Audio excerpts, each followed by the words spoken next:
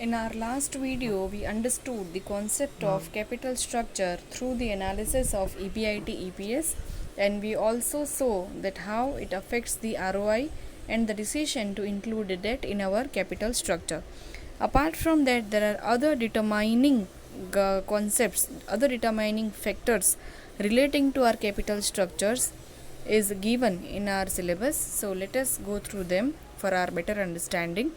First is cash flow position. So, size of projected cash flow must be considered before borrowing. So, cash flow must not only cover the fixed cash payment obligations, but there must be sufficient buffer also. It must be kept in mind that a company has cash payment obligations for normal business operations and for investment in fixed assets or for meeting the debt service commitments, that is payment of interest and repayment of principal.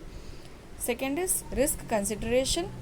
Use of more debt increases the financial risk, right? So mainly a business faces two kind of risks: operating or business risk, and the second is finance risk.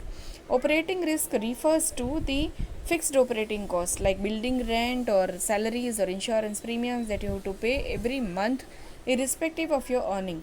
So higher fixed operating cost, it means higher business risk and vice versa. So if you have higher fixed operating expenses every month, you should not go for debt financing, as it would increase the financial risk as well. Financial risk means the risk of or the inability to repay your principal amount and pay your interest on that debt taken.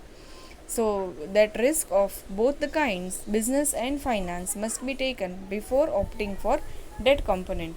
The third is interest coverage ratio or ICR. It refers to the number of times EBIT, that is earning before interest and tax of a company, covers the interest obligation. ICR is calculated as earning before interest and tax divided by interest. Higher the ratio, lower is the risk of a company failing to meet its interest payment obligations. But this ratio does not include the cash part into it, because sometimes the EBIT can be higher but the firm may run with the lower cash balance. So apart from the interest repayment, there are other obligations also which are to be considered equally before we can decide the position of a firm to pay its fixed financial charges.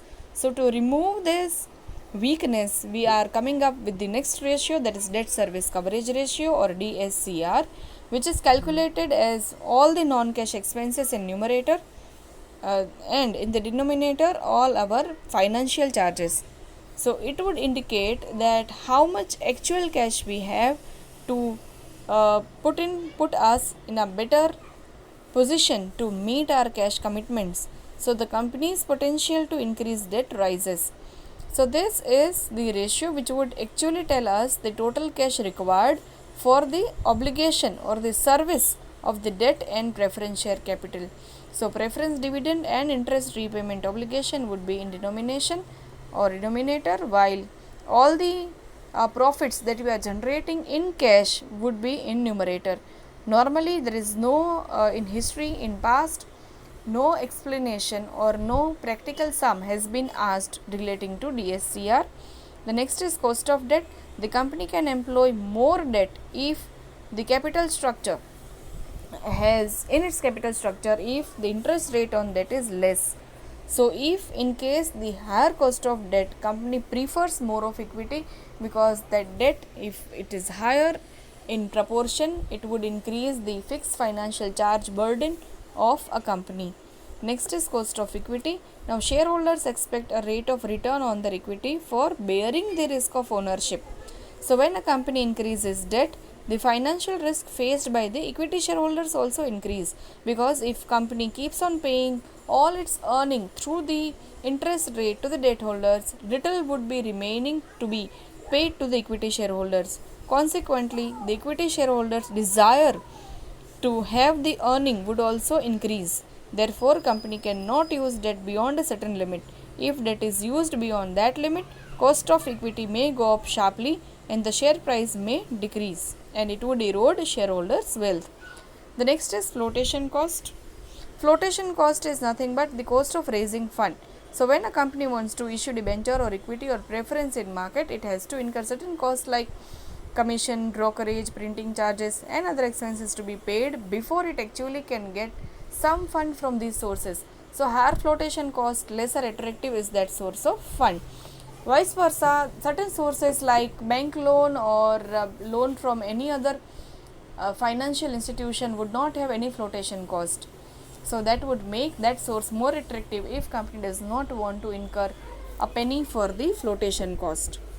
The next is tax rate. Tax rate would affect the total earning capabilities or actual earning of the firm.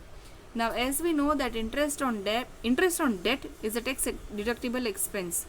Therefore, the higher tax rate makes debt relatively cheaper. Let us understand this with an example. Say we are borrowing at 10% and the tax rate is 30%. It means after tax cost of debt is only 7%. How? Because from 10% interest that we are paying on debt, we are getting the benefit of tax deduction of 30%. So 10 minus 30% equals 7. So actually we are not paying 10% as interest, we are paying only 7%. Suppose we are taking 10%, we are issuing 10% debentures of rupees 1 lakh, on which at that time we have, during these times, say general tax rate is 30%. So let us calculate how much interest we are going to pay to the debenture holders. So we assume that our EBIT is 40,000. From that we deduct I, that is interest of 10,000, that is 10% of 1 lakh. So 30,000 is our earning before tax. Now on 30,000 we calculate 30% taxation, that comes to 9,000. Now assume we do not have any debenture or any other type of debt. So we would have been paying the tax on 40,000 only. So 30% of 40,000 would come to 12,000. So if we do not have debt in our capital structure, we end up paying tax to the extent of 12,000, while if we have debt, we pay only 9,000. So 9,000 deducted from 12,000 means 3,000 is our saving because of debt inclusion. So if we consider this 3,000 as savings and we deduct it from 10,000, then we are paying only 7,000 at interest to our debt holders. That means 7% only and not 10%. The next component is control.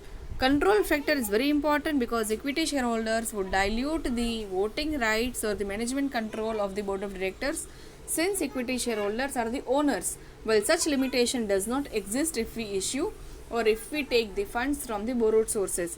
So if a firm does not want to dilute its control, it should not raise equity sources or equity shares. It should only go for debt component. Next is flexibility. If a company keeps on taking funds from the debt sources, it would further deplete its capacity to take next new debt, because more debt means lesser the capacity in future to take the further debt. So more debt would provide you inflexibility to borrow further in your course of business life, because more debt means more financial charges and lesser possibility to take the new debt.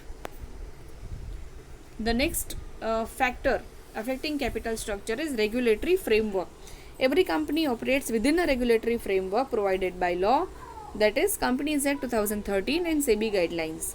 So when a company prefers such source of finances which have easy and less legal regulatory requirements, then company may raise the funds from that.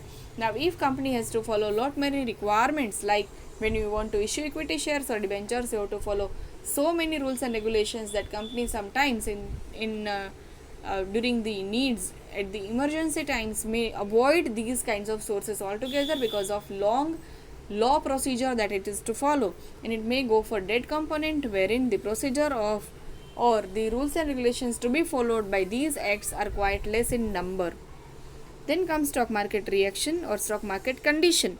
When there is a bullish phase or a boom period, at that time it is easy to get funds through equity shares, because people normally think that when we buy equity shares the prices would go up. But it is exactly opposite at the times of recessions or depression or bearish phase, because people might assume a reduction in the share prices and may not subscribe to your shares. So when there is depression, you should always go for debt finance, because it is not possible to get money through the equity sources. The next is capital structure of other companies. So debt equity ratio of other companies in the same industry act as a guideline for planning the capital structure. This means that companies should follow the industry norms. However, you should not follow the industry norms blindly. For example, if the business risk of a company is higher, it cannot raise more debt. Otherwise, it would result in financial risk. So, to follow the industry norms, we have to see a particular situation or total or overall risk of that particular firm which we are referring to. The next is return on investment. So, when ROI of the company is higher than interest of debt, it can use more debt to increase its earning per share. But remember, your ROI should always be greater than the interest you are paying to your debt. Say in our previous example, we had taken 13% ROI and 10% interest on debt. So that is a favorable financial leverage because you are paying less, you are earning more. But if the situation is exactly opposite, when you earn less and you pay more, you should avoid inclusion of debt in your capital structure. So these 14 points are the factors affecting your capital structure decision, means a decision related to the proportion or mix of debt and equity in your capital structure. In the next video, I will be explaining the meaning of fixed capital and factors affecting to it. Thank you, take care of yourself and have a nice day.